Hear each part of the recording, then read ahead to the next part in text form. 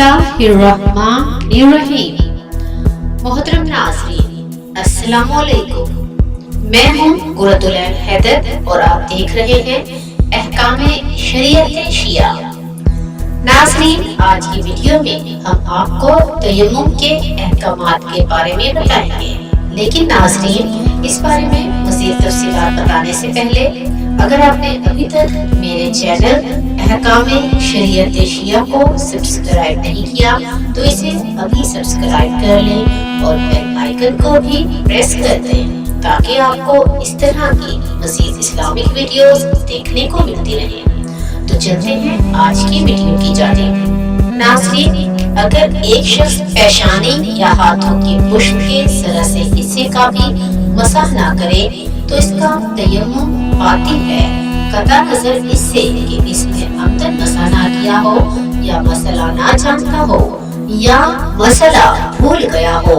लेकिन ज्यादा बारीकी का ख्याल रखना भी जरूरी नहीं। अगर ये कहा जा सके कि तमाम पेशानी और हाथों का मसा हो गया है तो इतना ही काफी है।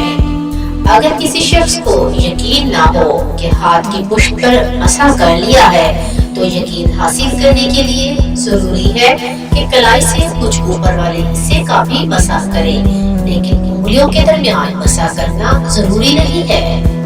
तयम्मुम करने वाले को पेशानी और हाथों की पुष्ट का मसा एहतियात की बिना पर ऊपर से नीचे की जानिब करना जरूरी है और ये अफ़आल एक दूसरे से मुत्तसिल होने चाहिए। और अगर इन अफ़आल के दरमियान इतना फासला दे कि लोग ये ना कहें कि तयम्मुम कर रहा है तो तयम्मुम बातिल है। नियत करते वक्त लाजिम नहीं कि इस बात का तय्युन करे कि इसका तयम्मुम गुस्ल के बदले है या वज़ू के बदले, लेकिन जहाँ दो तयम्मुम अंजाम देना जरूरी हो तो जरूरी है कि इनमें से हर एक को किसी भी एतबार से मुय्यन करे। और अगर इस पर एक तयम्मुम वाजिब हो और नियत करे कि मैं इस वक्त अपना फरीज़ा अंजाम दे रहा हूँ तो अगरचे वो मुय्यन करने में गलती करे, इसका तयम्मुम सही है। तयम्मुम में पेशानी, हाथों की हथेलियां और हाथों की पुष्ट जरूरी नहीं है कि पाक हो, अगरचा बेहतर है कि पाक हो। जरूरी है कि हाथ पर मसा करते वक्त अंगूठी उतार दे और अगर पेशानी या हाथों की पुष्ट या हथेली पर कोई रुकावट हो, मसलन इन पर कोई चीज चिपकी हुई हो तो जरूरी है कि इसे हटा दे। अगर किसी शख्स की पेशानी या हाथों की पुष्ट पर जख्म हो और इस पर कपड़ा या पट्टी वगैरह बंधी हो जिसको खोला ना जा सकता हो तो जरूरी है कि इसके ऊपर हाथ फेरे। अगर हथेली जख्मी हो और इस पर कपड़ा या पट्टी वगैरह बंधी हो जिसे खोला ना जा सकता हो तो जरूरी है कि कपड़े या पट्टी वगैरह समेत हाथ इस चीज पर मारे जिस पर तयम्मुम करना सही हो और फिर पेशानी और हाथों की पुष्ट पर फेरे। अगर किसी शख्स की पेशानी और हाथों की पुष्ट पर मामूल के मुताबिक बाल हो तो कोई हर्ज नहीं, लेकिन अगर सर के बाल पेशानी पर आ गिरे हो तो जरूरी है कि इन्हें पीछे हटा दें। अगर एहतमाल हो कि पेशानी और हथेलियों या हाथों की पुष्ट पर कोई रुकावट है और ये एहतमाल लोगों की नजरों में माकूल हो तो जरूरी है कि छानबीन करें ताकि इसे यकीन या इत्मीनान हो जाए कि रुकावट मौजूद नहीं है। अगर किसी शख्स का फरीज़ा तयम्मुम हो और वो खुद तयम्मुम ना कर सकता हो तो जरूरी है कि किसी दूसरे शख्स से मदद ले ताकि वो मददगार मुतल्लिका शख्स के हाथों को इस चीज पर मारे जिस पर तयम्मुम करना सही हो और फिर मुतल्लिका शख्स के हाथों को इसकी पेशानी और दोनों हाथों की पुष्ट पर रख दे ताकि इम्कान की सूरत में वो खुद अपनी दोनों हथेलियों को पेशानी और दोनों हाथों की पुष्ट पर फेरे। और अगर ये मुमकिन ना हो तो नाइब के लिए जरूरी है कि मुतल्लिका शख्स को खुद इसके हाथों से तयम्मुम कराए।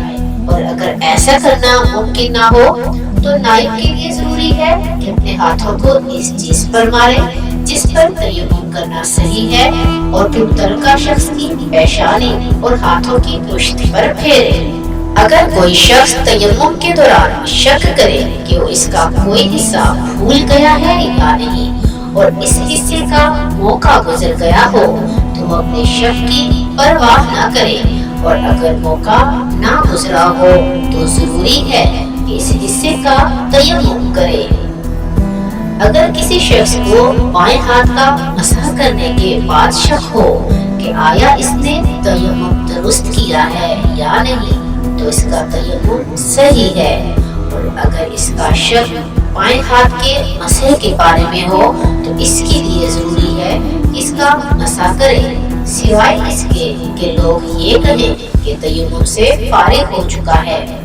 مثلاً اس شخص نے کوئی ایسا کام کیا ہو جس کے لیے طہارت شرط ہے یا تسلسل ختم ہو گیا ہو۔ جس شخص کا فریضہ تیمم ہو، اگر وہ نماز کے پورے وقت میں غسل کے ختم ہونے سے مایوس ہو یا اسے اس بات کا احتمال ہو کہ اگر تیمم میں تاخیر کرے گا تو وقت داخل ہونے کے بعد تیمم نہ کر سکے گا، تو ایسا شخص وقت داخل ہونے سے پہلے بھی تیمم کر سکتا ہے، اور اگر اس نے کسی دوسرے واجب یا مستحب کام کے لیے تیمم کیا ہو، نماز کے وقت تک اس کا عذر باقی ہو تو اسی تیمم کے ساتھ نماز پڑھ سکتا ہے۔ جس شخص کا فریضہ تیمم ہو، اگر اسے علم ہو کہ آخر وقت تک اس کا عذر باقی رہے گا یا وہ عذر کے ختم ہونے سے مایوس ہو تو وقت کے وسیع ہوتے ہوئے وہ تیمم کے ساتھ نماز پڑھ سکتا ہے۔ ناظرین، امید ہے آپ کو ہماری آج کی ویڈیو پسند آئی ہوگی۔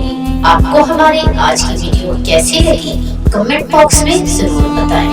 ہماری ویڈیو کو لائک اور شیئر کر دیں۔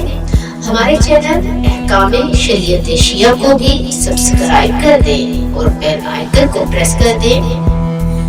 ناظرین، آج تک کے لیے بس اتنا ہی، ملتے ہیں اگلی ویڈیو میں، تب تک کے لیے اللہ حافظ۔